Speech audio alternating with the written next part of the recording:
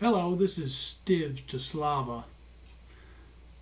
Today I want to do something related to Southern culture, at least one aspect of it, and what I'm talking about is tea.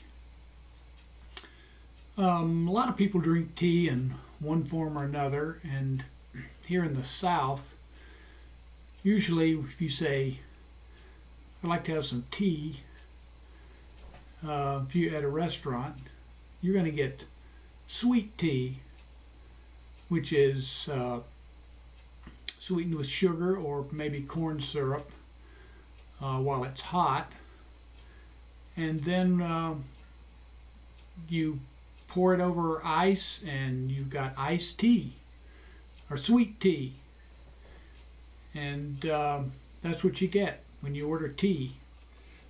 You will probably get something like a glass that looks about like this, kind of a highball glass with ice and tea in it. Some places, and this is what I prefer, kind of a medium-sized glass. That's a pretty good size glass. That way the waitress doesn't have to keep coming back every 30 seconds to fill up your tea if you're real thirsty. Now some establishments, particularly barbecue places, you will get a big old glass of tea, probably something about 3 times this size. It holds about half a gallon of tea, and it's got ice in it. It may have a straw in it. It's a gigantic plastic cup of tea. Anyway, that's the way they do it. Sweet tea. Now, in other parts of the country, it's not quite like that. It's, I would say, out in the West, if you say tea, you're probably going to get unsweetened tea, which you then have to take one of these little bags of sugar and stir it into that cold tea, and you know, usually it's, what do you get? You get some sweet and mostly a bunch of sugar that doesn't dissolve in the tea. So it's not very satisfactory if sweet tea is what you want, but if you want unsweetened tea, it's perfectly acceptable. Now in the North, you will probably get, if you order iced tea, you'll get some sort of instant tea or something made with tea dust, and I find it to be not very satisfying. Or you may get hot tea if you order tea. Now in the South, if you want hot tea, you better say hot tea, because basically they don't know what tea is. They don't know what hot tea is unless you say hot tea. It's always sweet tea in the South.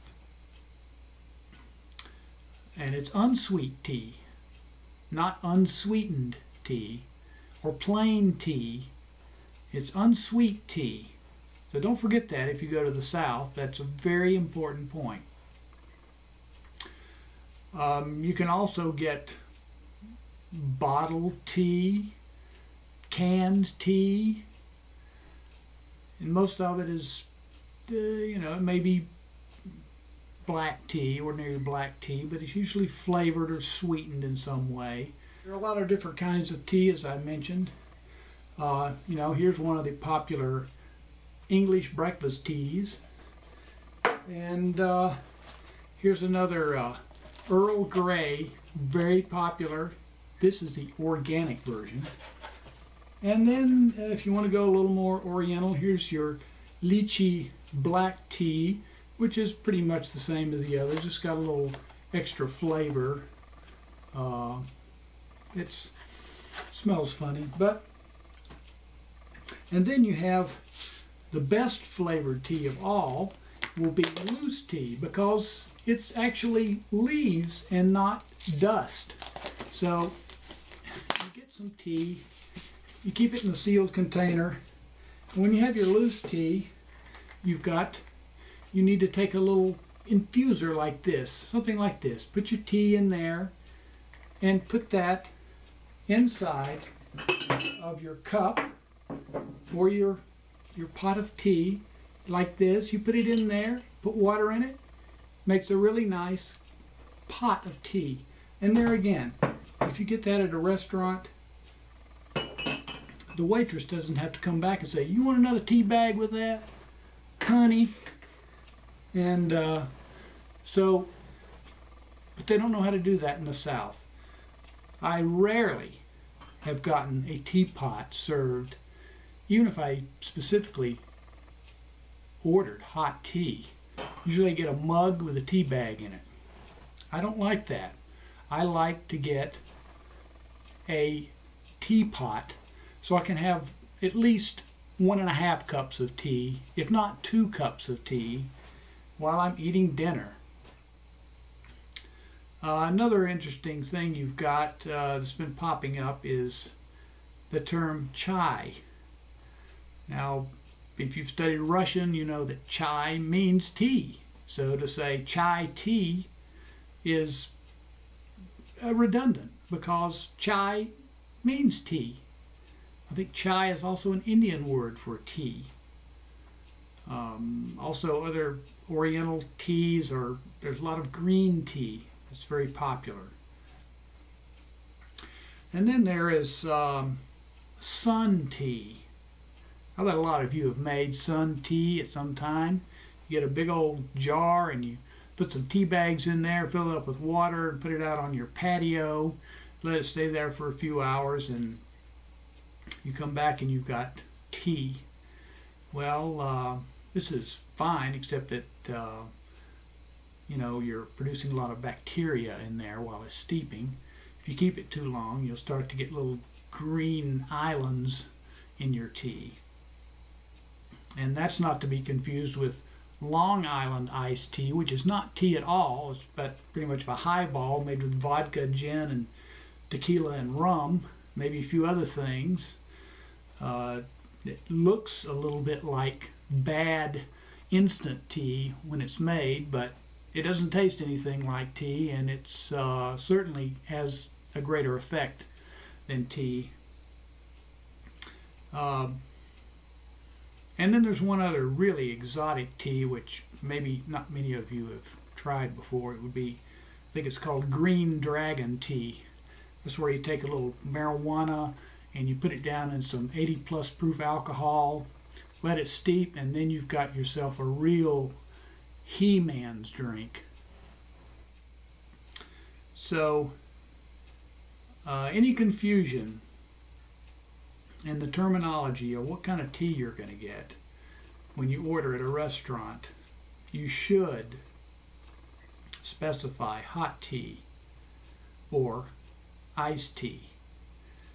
And I would say for our European visitors, you don't really have this problem because iced tea is almost unheard of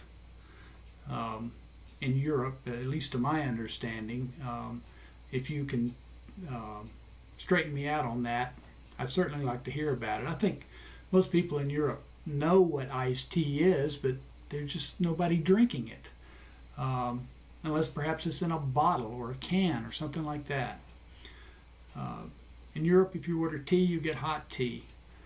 And now, when I get hot tea, I expect it to come in something that looks maybe a little bit like this. Not exactly, but something like this. You can put water, you can put your tea bags in there, and a cup with a saucer, some sort of civilized thing, not necessarily a mug. I know a lot of people serve mugs with a tea bag in it, but when you take the tea bag out, you don't know where to put it. If you've got a saucer, you can put your tea bag on the saucer. I do drink iced tea occasionally, usually unsweetened. So there's a few of the aspects of getting tea and types of tea. I certainly invite your comments and observations, and let's get a little discussion going on the regional, cultural aspects of tea, something that I think a lot of people can relate to. Thanks for watching. This is Steve Taslava. And I think I'll have a glass of wine